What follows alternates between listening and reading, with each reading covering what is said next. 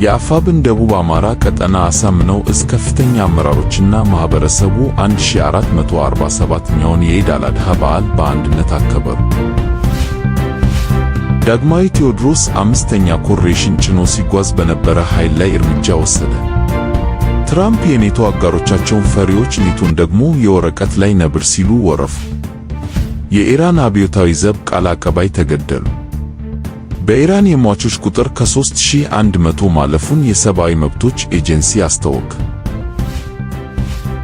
ሰላም እንደምን አላችሁ ወለህዝበ ሙስሊሙ ለ1447ኛው የኢድ አል-አድሃ አረፋ በዓል በሰላም አደረሳችሁ። የዕለቱ መረጃዎች ወደ እናንተ ማድረስ ጀመርን። አብራችሁን ቆዩ።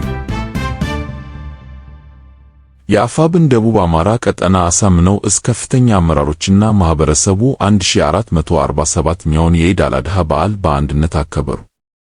የአማራ ፋኖ ብሔራዊ ንቅናቄ አፋብን የደቡብ አማራ ቀጠና የአሳምነው እዝ 1447ኛውን የኢድ አል-አድሃ አረፋ በዓልን በአጤ ዘርዓ ያዕቆብ አንደኛ ኮር ስር በሚገኙ ቀጠናዎች ከነዋሪው ሙስሊም ማህበረሰብ ጋር በደመቀ ሁኔታ አክብሯል።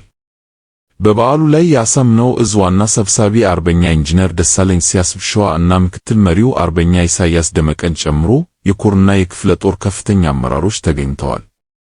በዓሉ የአማራ ሕዝብ የቆየ የሃይማኖት መከባበርና የጽናት መገለጫ በሆነ መልኩ ተከናውኗል።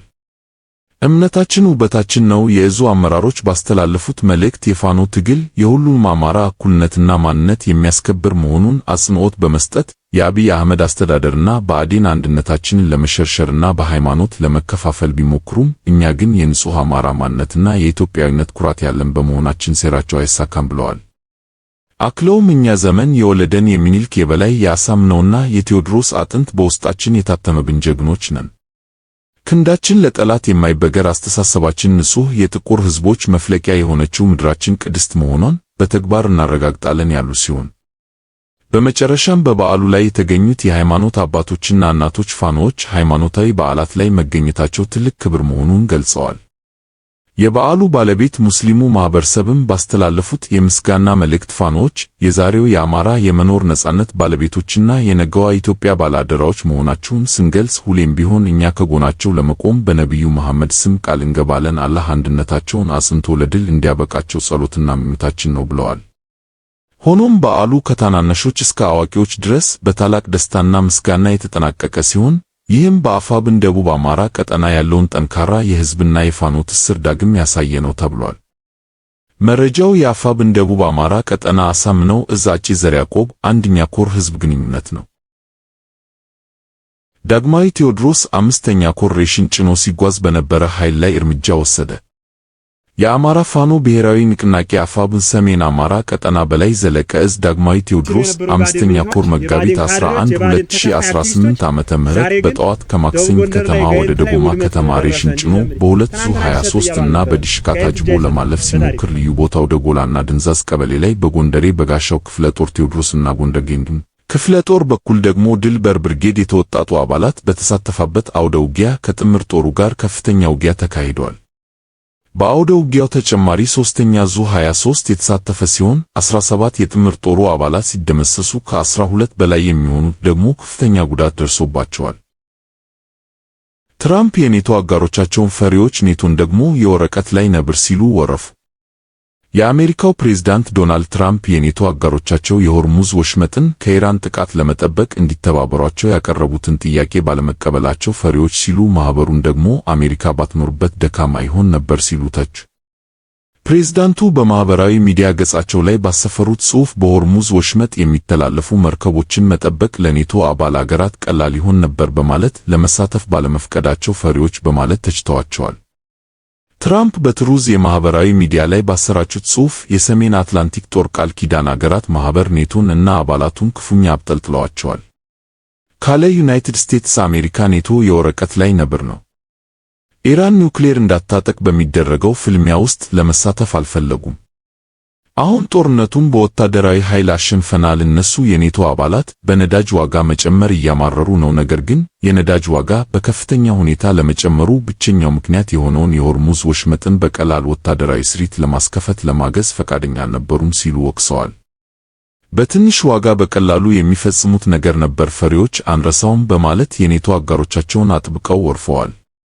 አሜሪካና እስራኤል በኢራን ላይ የከፈቱትን ጥቃት ተከትሎ ኢራን በሆርሙዝ ወሽመጥ በሚያልፉ ግዙፍ ነዳጅ ጫኝ መርከቦች ላይ ጥቃት በመፈጸሟ የነዳጅ ምርት መንቀሳቀስ ባለመቻሉ በዓለም ዙሪያ ዋጋው ጨምሯል።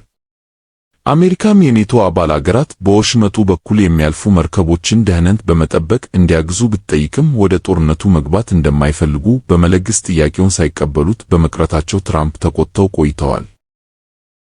ኢራን የብሪታንያ ጦር ሰፈሮችን አሜሪካ እንድትጠቀምበት መፍቀድ ጠብ አጫሪነት ነው አለች።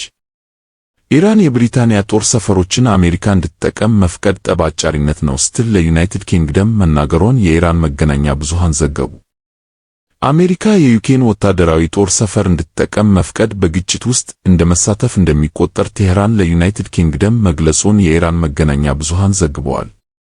የኢራን ውጭ ጉዳይ ሚኒስትር አባስ አራጋቺ ከዩናይትድ ኪንግደም አቻቸው መቪት ኩፐር ጋር ባደረጉት ውይይት ዩናይትድ ኪንግደም ለአሜሪካ የምትሰጠው የትኛውም ድጋፍ ከሁኔታው እንዲባባስ እንደሚያደርግ መናገራቸውን ተጠቅሷል።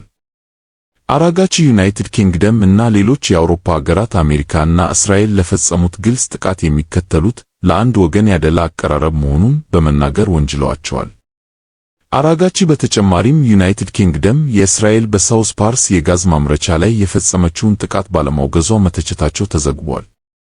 በጉዳዩ ላይ የዩናይትድ ኪንግደም መንግስት እስካሁን ድረስ ምንም ያለው ነገር የለም። የኢራን አብዮታዊ ዘብ ቃል አቀባይ ተገደሉ። የኢራን አብዮታዊ ዘብ ቃል አቀባይ በአሜሪካ እና እስራኤል ጥቃት መገደላቸውን የአገሪቱ መገናኛ ብዙሃን ዘገቡ። የኢራን አብዮታዊ ዘብ ቃል አቀባይ እና ምክትል ሕዝብ ግንኙነት አሊ ሞሐመድ ናይኒ በአሜሪካ እና እስራኤል ጥቃቶች መገደላቸውን የአገሪቱ ብሔራዊ ቴሌቪዥን አስታውቋል። አሊ ሞሐመድ ናይኒ የአብዮታዊ ዘቡን ለ4 አስርታት ያገለገሉ ሲሆን ባለፉት 2 ዓመታት ደግሞ ቃል አቀባይ በመሆን ሰርተዋል ሲል ፋርስ የዜና ወኪል ዘግቧል። አሜሪካና እስራኤል የካቲት 21 2018 ዓመተ ምህረት ኢራን ላይ ጦርነት ከከፈቱበት ዕለት አንስቶ የኢራን እስላማዊ ሪፐብሊክ በርካታ አመራሮች ተገድለዋል። የቀድሞ ጠቅላይ መሪ አያቶላህ አሊ ኸሜኒ ጦርነቱ በጀመረ በጥቂት ደቂቃዎች ውስጥ የተገደሉ ሲሆን ሌሎች የአገሪቱ ከፍተኛ አመራሮችም የአሜሪካና የእስራኤል ጥቃት ኢላማ ሆነዋል። ኔታንያሁ ጦርነቱ አስፈላጊ እስከሆነ ድረስ ይቀጥላል ሲሉ ተናገሩ።